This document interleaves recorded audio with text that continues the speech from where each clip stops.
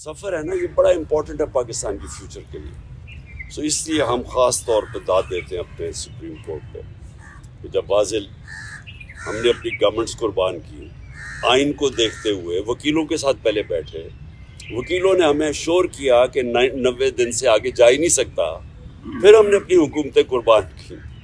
तो इसलिए तो नहीं कुर्बान की थी कि ये सारे अपने ये मोहसिन नकवी जैसे लोगों को ऊपर बैठा के और सारे हमारे मुखालिफ और ब्यूरोक्रेट्स और पुलिस वालों को ऊपर हमारे बैठा के और हमारे ऊपर इंतकामी कार्रवाई शुरू कर दें। और ये यहाँ भी और पख्तूनख्वा में भी हमने तो इसलिए किया था कि हमने कहा केयर टेकर आएगा और उसके बाद 90 दिन में इलेक्शन होगी, तो ये उससे पीछे हट रहे थे। और ये भी कि इतना आगे निकल गया, ये भी साफ आइन की खिलाफ वर्जी है अभी भी, क्योंकि ये जाहिर है ये वो जो 90 दिन के बीच में नहीं हो सकता क्योंकि इन्होंने इतना डिले कर दिया। तो अपनी अतिया को पहले तो मैं खराज तहसीन पेश करता हूँ, और ये अपने मुल्क के लिए भी ये बड़ी खुशाइन चीज़ है। दूसरे जो माशाल्लाह हमारी सबसे बड़ी पार्टी है पाकिस्तान में, मैं अपनी जुडिशरी को ये आज इत्तेमाद दिलवाना चाहता हूँ कि कौम उनके साथ खड़ी है, कि उनको कोई ये वो 98-99 में नहीं जिधर डंडों मार के सुप्रीम कोर्ट के ऊपर हमला हुआ था और कुछ रिएक्शन नहीं आया, बहुत बड़ा रिएक्शन आएगा पाकिस्तान के अंदर।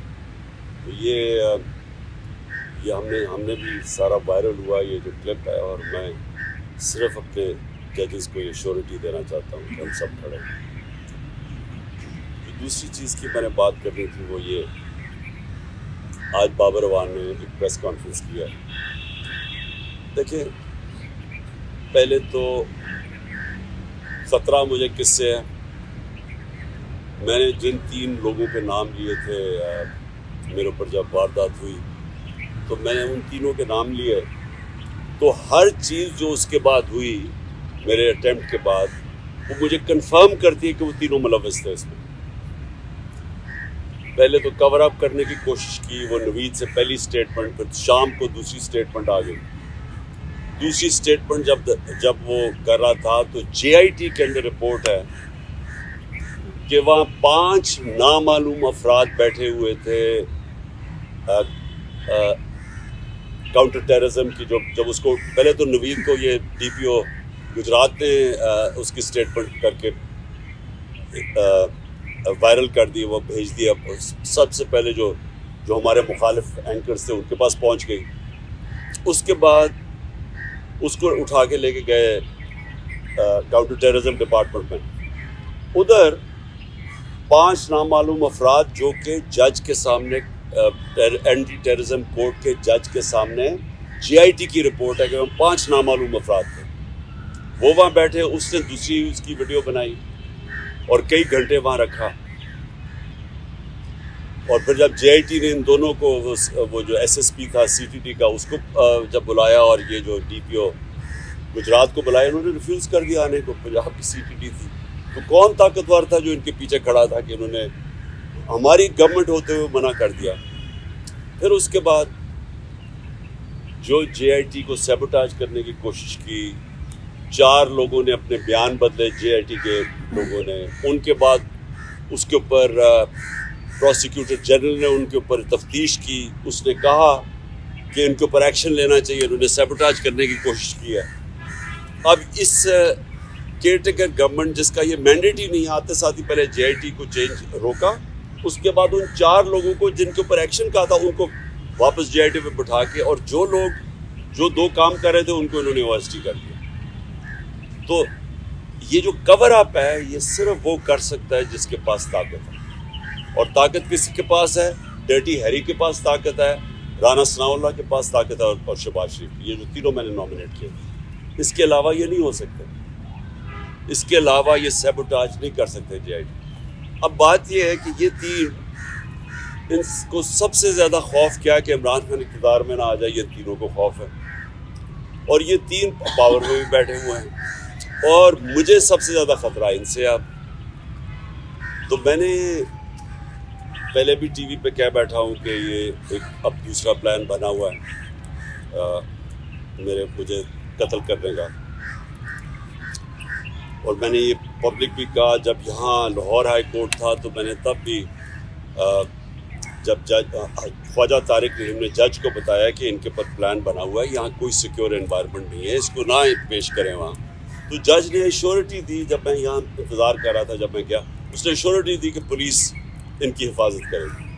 وہاں پہنچا, وہاں پولیس ہی بھاگ گئی ساری, کوئی کسی قسم کی پروٹیکشن نہیں تھی, بالکل ایک ایکسپوز تھا کہ کوئی بھی کچھ واردات کر سکتا تھا.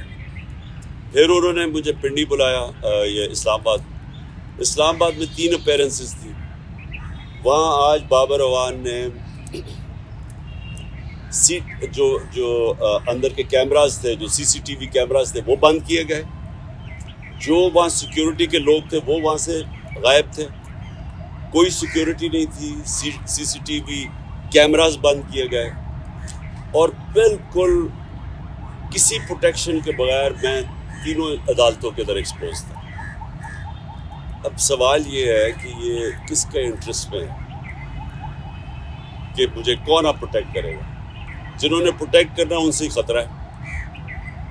تو عدالت سے ہم اب کوشش کریں گے, سپریم کورٹ کے چیف جسٹس کو بھی میں اب لکھوں گا اپنے وکیلوں سے, ہائی کورٹ کے بھی چیف جسٹس کو, کہ یہ آپ ہماری باری تو جب نواز شریف فیک بیماری ہوئی تھی اس کو, کیونکہ اب تو پتہ چل گیا نا کہ جنرل بیماری نہیں تھی, تو ہمیں ایک جج صاحب نے, میں پرائم منسٹر تھا, انہوں نے کہا کہ اگر اس کو کچھ ہو گیا تو ہم ذمہ دار ہیں. تو مجھے کچھ ہو گیا تو کون ذمہ دار ہے, کیونکہ وہ جنہوں نے کچھ کرنا ہے وہی ان کا کام ہے میری حفاظت کرنا.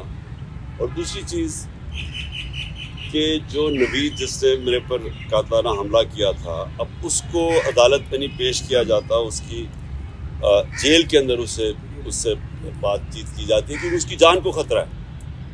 تو جس کی جان کے اوپر اٹیمپٹ ہو چکا ہے اور خطرہ ہے, اس کو کیوں وہ یہ گھسیٹ رہے ہیں. اور ان کیسز میں یعنی جو مزاحیہ خیز کیسز ہیں, ایسے کیسز ہیں جن کے اوپر کبھی, یعنی اگر دنیا مذاق اڑائے گی کہ ایک ٹیررزم کا کیس کر دیا وہاں الیکشن کمیشن کے باہر, جبکہ میں وہاں تھا ہی نہیں, میں گھر پہ بیٹھا ہوا تھا, وہ مظاہرہ ہو رہا ہے, میرے اوپر دہشت گردی کا کیس کر دیا. یا دوسرا وہ جو ایک اور, اب سب کو پتہ ہے کہ الیکشن کمیشن پوری طرح, اب تو خیر ساری قوم کو پتہ چل گیا کتنی جانبدار ہے, یہ تو حکم ہی ساری ان سے لیتی ہے.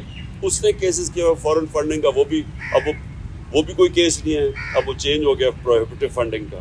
اور دوسرا یہ توشہ خانہ کا کیس, وہ بھی میں اب سب کے سامنے کہ جس وقت وہ دونوں کیسز عدالت میں گئی اوور ٹرن ہو جائیں کیونکہ کیسز ہی نہیں ہیں, تو ان کے اوپر مجھے بلایا جا رہا ہے اور میری جان کو ایڈجسٹ کر رہا ہے. تو اس کے اوپر ہم انشاءاللہ اپنے وکیلوں کے ساتھ بیٹھ کے اپروچ کریں گے سپریم کورٹ.